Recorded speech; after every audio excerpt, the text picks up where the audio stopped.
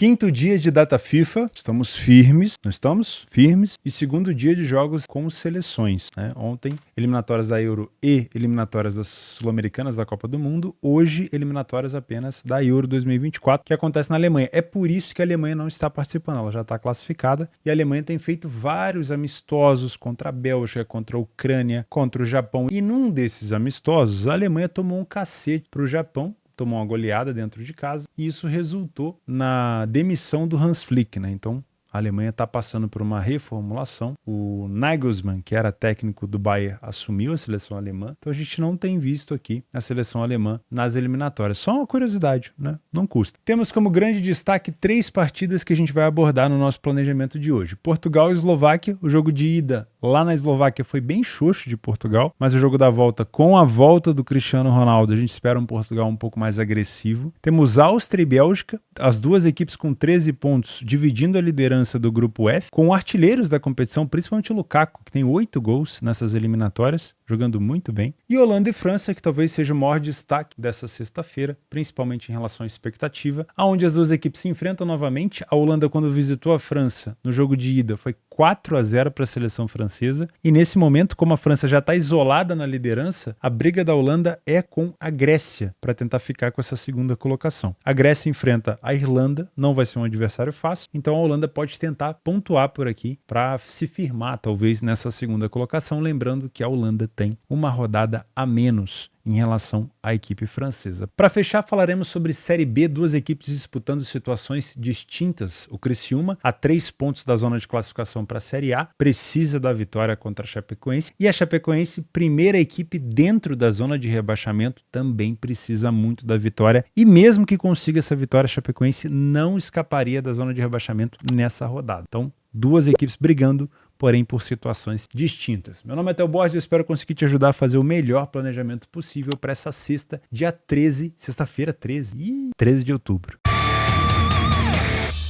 Eu vou confessar para você que eu não sou supersticioso ao ponto de acreditar que um dia da semana, especificamente o do dia 13, ela é capaz de definir uma sorte ou um azar. Dizem que a sexta-feira 13 é um sinônimo de azar, né? Se você for supersticioso, você vai acreditar nisso. Eu, sinceramente, não levo muito em condição. Acho que é engraçado. É uma situação, enfim, cultural engraçada. Mas não me faria ficar sem trabalhar nesse dia. Porém, é da sua escolha. 15h45, vamos falar sobre Áustria e Bélgica. Duas equipes que lideram o grupo F e duas equipes com 100% de aproveitamento no fator dentro e fora de casa. Inclusive, a Bélgica fez 3 jogos, saiu na frente nos 3 jogos, fez gols nos 3 jogos, venceu os 3 jogos e tem totalmente 100% de aproveitamento. Porém, os adversários da dona Bélgica fora de casa foram Azerbaijão, Estônia e Suécia, além de uma vitória no amistoso contra a Alemanha que a gente comentou por aqui, tá? Então a Suécia foi o adversário mais difícil e a Bélgica não teve nenhuma dificuldade para passar por eles. A Estônia 3-0 e o Azerbaijão sim, a Bélgica fez um jogo bem abaixo na última rodada contra o Azerbaijão. A Áustria dentro de casa enfrentou a Estônia, venceu por 2-1, a Suécia e o próprio Azerbaijão, onde venceu por 4-1. Então foram adversários idênticos. Das duas, a diferença foi que a Bélgica enfrentou eles fora de casa e a Áustria em casa. No primeiro confronto entre eles, no jogo de ida, a Bélgica enfrentou a Áustria na casa da Bélgica e o jogo ficou 1-1.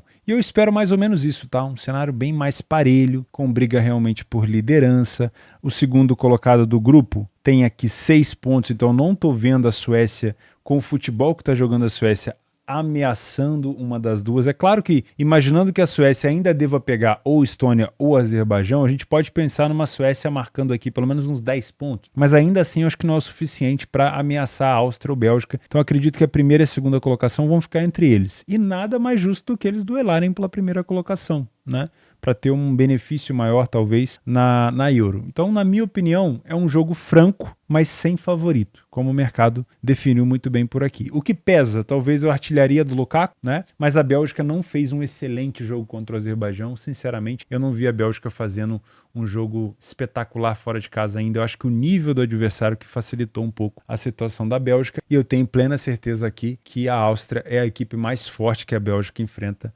nesse grupo, porque a Suécia, como eu falei, faz uma campanha bem ruim. Se você é um trader por aqui, primeiro de tudo, abra sua conta na Betfair, a maior bolsa esportiva do mundo. Vou deixar um link aqui embaixo para você ganhar R$200 de bônus no exchange, na bolsa esportiva da Betfair. Aproveita e já faz o meu curso, telbot.com, para você aprender como trabalhar numa bolsa esportiva. Fechou? Se você é trader, venha sem expectativa. A expectativa é a mãe da merda. Criou a expectativa, na maioria das vezes que você cria expectativa, já vem enviesado, ou seja, já vem direcionado para fazer algo. Se o contrário estiver acontecendo, você vai estar tão apegado ao que você queria fazer que você não vai ter a capacidade de aproveitar uma oportunidade, ou você vai ficar preso numa posição ruim e não vai fechar. Então, venha sem expectativa, deixa o jogo te mostrar. Se o jogo está te mostrando uma equipe superior, trabalhe a favor dessa equipe ou contra outra equipe. Se o jogo está te mostrando um jogo parelho, sem nenhuma superioridade, não faça nada. Se o jogo está te mostrando a oportunidade de gols e você tem metodologia para trabalhar gols, trabalhe a favor de gols. Deixa a leitura de jogo te mostrar o que fazer. Não tente adivinhar um cenário, não tem por que você fazer isso, tá bom? Mas, obviamente, venha munido de informação para já saber que risco você corre quando você está contra a Bélgica. A Bélgica é uma boa equipe de contra-ataque. Quem puxa o contra-ataque da Bélgica? Como já está se posicionando no campo, o tipo de jogada que vai puxar a Bélgica quando sai para o ataque? A bola está caindo no Lukaku, o Lukaku está sozinho, tem uma boa marcação, o Lukaku está anulado, não está conseguindo finalizar. Cuidado, porque o Lukaku é um excelente jogador para fazer pivô. O Lukaku, quando abre aquelas asas ali, ó, esquece. Ele vai fazer uma parede, o zagueiro vai agarrar nele ali e ele vai rolar a bola para quem estiver chegando para chutar. Então, muita cautela. Não é porque você não precisa criar expectativa que você não precisa vir munido de informação, tá? Se eu não me engano, o Arnautovic, atacante da Áustria, ele tá machucado, ele machucou na Inter e eu acho que ele não vai estar disponível. Eu não sei se ele vinha sendo convocado, mas temos o Gregorich, se eu não me engano, que é atacante do Freiburg, da Alemanha, e eu vou verificar isso aqui agora. Michael Gregorich, atacante com 4 gols da Áustria, e o segundo atacante da Áustria é o Christopher Baumgart, que é atacante do RB Leipzig. Esses dois são os principais jogadores da Áustria ofensivamente. O Lukaku, disparado com 8 gols, é o artilheiro da seleção da Bélgica. O segundo artilheiro da Bélgica, eu nem sei se tem por aqui. Não tá nem mostrando. Que eu acho que o Lukaku marcou quase todos os gols da equipe. Olha só. A Bélgica tem 13 gols marcados, se o Lukaku marcou 8, os outros estão divididos ali, um gol para alguém, assim, provavelmente pro Jeremy Laille. Me ensinaram, né? O pessoal da Bahia falou, Theo, quando tiver que falar o nome do Jeremy, jogador do City e da Bélgica, Jeremy Laille, não tem erro, então, Jeremy Laille. Eu acho que fica dividido entre ele e mais alguém, mas o Lukaku é o principal jogador, tá? Se você é um punter por aqui, não vou te indicar nem empate anula, nem dupla chance de nenhuma seleção, porque qualquer embasamento que eu utilize, que a Áustria está muito bem em casa, a Bélgica está muito bem fora. A Bélgica está muito bem fora, a Áustria está muito bem em casa. Ah, mas o Lukaku, a Áustria também tem excelentes jogadores. A diferença é que a artilharia está dividida entre 2 jogadores, tá? Então, para mim, é um jogo onde, se eu não tenho uma ameaça da Suécia na segunda colocação, é um jogo onde as duas equipes podem partir para cima uma da outra. Então eu gosto de pensar no cenário para 2 gols e gosto de pensar no cenário de ambas marcam sim, cada próximo de 1,70 dá até para pensar numa valorização dessa cotação, assim como na valorização do over 1,5. Tá? Porque como o primeiro jogo entre eles foi 1-1, dá pra gente pensar nesse cenário sim, das duas equipes marcando por aqui. Dá pra pensar no cenário de 2,5 gols, que é mais arriscado, mais ousado? Dá, mas aí no ao vivo, com uma equipe na frente do placar e você sentindo aquele cheiro de gol, ou seja, aquela situação onde tem uma equipe perdendo, se expondo com muita desorganização, aí pode ser um cenário interessante para você trabalhar. Também às 15h45, Portugal enfrenta a Eslováquia. É um adversário mais acessível para Portugal, principalmente em casa, por isso essa cotação de 1,22. Porém, é um adversário que preza muito pela defesa. O primeiro jogo entre eles, lá na Eslováquia, apenas 1 gol marcado pela seleção de Portugal. Não é à toa que a Eslováquia, que só marcou 8 gols, também só sofreu 2. Porém, defensivamente, ninguém é melhor do que Portugal, que não sofreu nenhum gol. E Portugal marcou 24 gols. Eu estou procurando aqui, nenhuma seleção nessas eliminatórias marcou tanto gol como a seleção de Portugal. A Espanha marcou 16, a Inglaterra marcou 16, aqui a Bélgica marcou 13, a Áustria 12, a Eslovênia 13, a Suíça marcou 17 e Portugal marcou 24 gols. Então a gente tem um super ataque contra uma defesa muito fortificada, que é a defesa da Eslováquia. Porém, como a gente está falando aqui da primeira contra a segunda colocada do grupo e Luxemburgo pode sim nessa rodada somar ponto ou até vencer a seleção da Islândia fora de casa, se Luxemburgo vencer, chegaria aos mesmos 13 pontos. E aí, se a Eslováquia estiver atrás do placar, é possível de se imaginar uma Eslováquia se expondo em busca de uma recuperação. E essa exposição pode oferecer a Portugal a oportunidade de ampliar o placar. Eu, sinceramente, por mais que Portugal tenha um super ataque e tenha a volta agora do Cristiano Ronaldo, eu já fiz alguns comentários, eu sou um fãzaço do Cristiano, mas eu acho a seleção de Portugal sem o Cristiano Ronaldo muito mais letal. É uma seleção que não procura o Cristiano o tempo todo, é uma seleção muito mais envolvente. Porém, mesmo com o Cristiano Ronaldo em campo, vai continuar sendo uma equipe muito agressiva. Mas eu não tô vendo Portugal golear esse jogo com tanta facilidade, tá? Então, se a gente for buscar um cenário de handicaps de Portugal, eu não puxaria tanto a corda. Pode sim Portugal vencer esse jogo por 4, 5, 6, 7 gols. Tudo vai depender de como a Eslováquia vai se comportar quando, e se acontecer, dela estar atrás do placar. Porque se a Eslováquia pensar, não, meu foco é saldo de gols. Eu já tô vindo para Portugal sabendo que eu vou perder, ou que eu posso perder. Se eu estiver perdendo por 1-0, eu vou manter a mesma organização defensiva e vou me manter quietinho. Isso vai dificultar a vida de Portugal para golear esse jogo. Então eu prefiro, se for para trabalhar um cenário mais agressivo, pensar numa possibilidade de Portugal vencendo com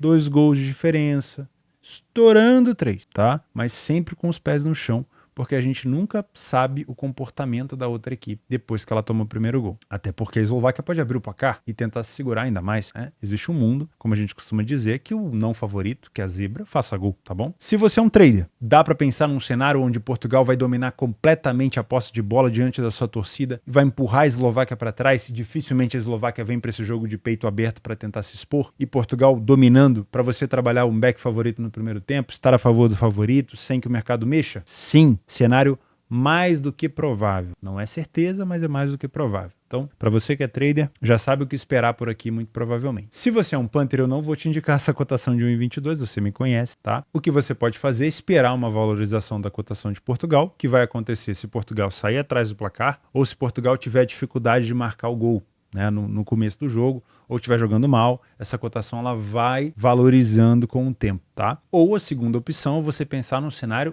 de agressividade, de handicap asiático. Você pode pensar no cenário de menos 1,25 para Portugal vencer por 2 gols de diferença, ou de menos 2,25 para Portugal vencer por 3 gols de diferença.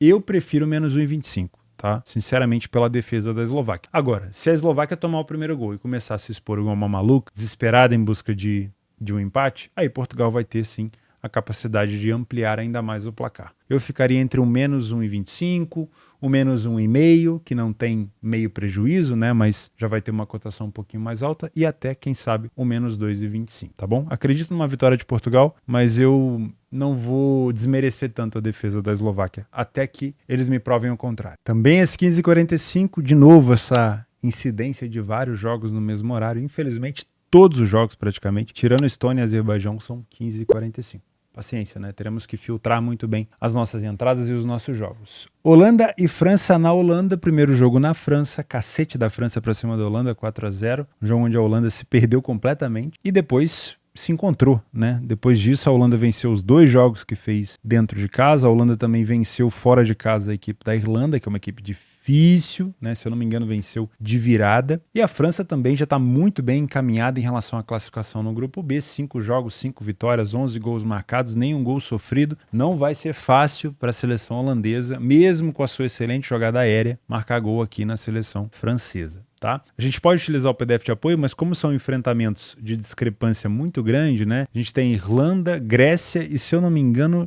Gibraltar no mesmo grupo. Isso dificulta bastante, porque a maioria das coisas que a gente vê aqui é 100% de aproveitamento, né? Agora, depois que elas se enfrentarem, já vai melhorar um pouquinho isso daqui. Mas é muito difícil a gente usar só as estatísticas contra as seleções menores para poder pautar alguma direção. Né? Então, se você é um trader, a melhor coisa que você faz por aqui é não criar viés. Eu sei que a gente tem uma França melhor, na minha opinião, um pouco mais organizada, porém é uma França que não precisa da vitória para se classificar. São 8 rodadas, então teremos mais 3 jogos da França por aqui, contando com esse mais 2. Então a França já está praticamente classificada e praticamente garantida na primeira colocação, porque mesmo que venha a perder da Holanda e a Holanda chegue a 12 pontos, a França ainda tem, vamos dar uma olhada nos próximos jogos da França, um confronto em casa contra Gibraltar e só esse daí ela já provavelmente vai somar mais 3 pontos e já não vai permitir a Holanda de passar na frente, né? E ainda tem um confronto com a Grécia, fora de casa, mas é um confronto com uma seleção acessível. É bem difícil de imaginar uma Holanda buscando a primeira colocação da equipe da França, sinceramente, mas mesmo sabendo que a França já está praticamente garantida, eu não viria com tanto viés para esse jogo, não viria acreditando, a